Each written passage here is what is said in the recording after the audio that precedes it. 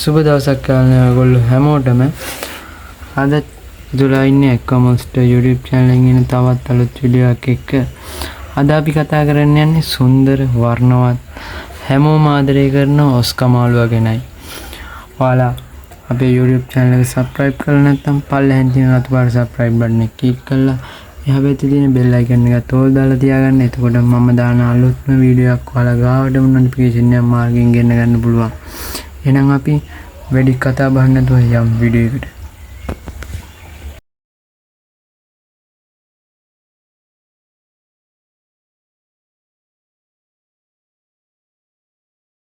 අපි ඉස්සෙල්ලාම කතා කරමු මේ ඔස්කා මාළුවා කියන්නේ කවුද කියලා. ඔස්කා මාළුවාගේ විද්‍යාත්මක නාමය වන්නේ ඇස්ට්‍රොනෝටස් ඔසෙල්ලාටස්.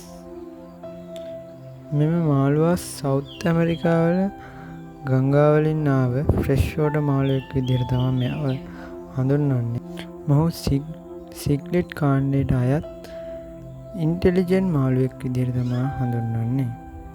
මොහු ගැන කිව්වොත් එහෙම මොහු රතු කහ තැඹිලි වර්ණ වලින් සැරසුණු මේ මාළුවාට ටයිගර් ඔස්කා, ඇල්බිනෝ ඔස්කා, රෙඩ් ඔස්කා යන විවිධ වර්ග වලින් හඳුන්වනු ලැබේ. මෙයාලගේ ටැංක් එක ගැන කතා කරොත් එහෙම අවම වශයෙන් ගැලුම් 75ක වත් ටැංක් එකක් ඕන වෙනවා මෙයාලට. මේ මාළුවාගේ growth rate එක ඉතාමත් ඉක්මන් බැවින් මෙයාලාට හොඳ ලොකු ටැංක් එකක් දෙන්න වග බලා ගන්න ඕනේ. ඒ වගේම තමයි මෙයාලගේ ටැංක්ස් මේට්ස්ලා තෝරගද්දී මෙයාලගේ සයිස් එකට ගැලපෙන මාළු තෝරගන්න නම් තමයි ගොඩක්ම හොඳ වෙන්නේ.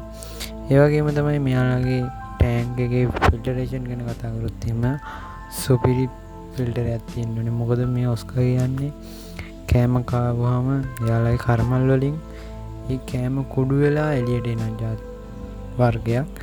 කියන්නේ ඉක්මනින් ටැංක් එක අපිරිසිදු වෙනවා. පොඩි ටැංක් වල හදනවා නම් අනිවාර්යයෙන්ම දවස ගානේ වෝටර් චේන්ජ් එකක් දෙන්න ඕනේ.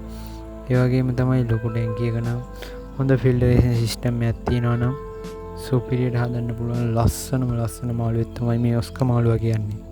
මෙයාලයි කෑම ගැන කතා කරොත් එහෙම worms, shrimps, pellet වගේ දේවල් දෙන්න පුළුවන්. ඒ වගේම සාලියෝ, බට්ටෝ ඒ වගේ වැව් මාළු දෙන්නත් පුළුවන්. එතකොට මෙයාලගේ growth rate එක ඉතාමත් ඉක්මනින් වෙනවා. ඔස්කා මාළු කියන්නේ හොඳ personality එකක් තියෙන මාළු කොට්ටාසයක්.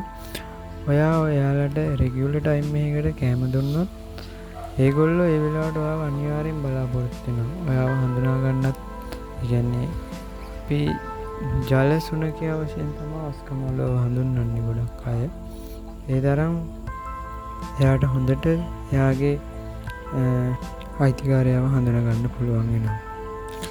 මෙයාලගේ බ්‍රීඩින් ගැන කතා කරන්න ඕනේ. බ්‍රීඩින් ගැන කතා කරද්දී මෙයාලගේ ඉස්සෙල්ලාම අපි ජෝඩුවක් තෝරගන්න ඕනේ බ්‍රීඩින් කරන්න. එතකොට මෙයාලගේ ජෝඩුවක් තෝරගන්න ෆීමේල් මේල් එකිනෙකට විභේදනය කරන්න ටිකක් අමාරු අසීරු කාර්යයක්. ඒ හින්දා හොඳම ක්‍රමය වන්නේ පොඩි මාළු පැටව් 6ක් 8ක් වගේ ගෙනල්ලා ලොකු වෙනකම් ටැංකිය එක දාලා හදන්න. එතකොට එයාලා නැචරලි පෙයා වෙන කපල් එකක් තෝරගෙන බ්‍රීඩින් වලට ගන්නවා නම් තමයි ගොඩක්ම සුදුසු වෙන්නේ.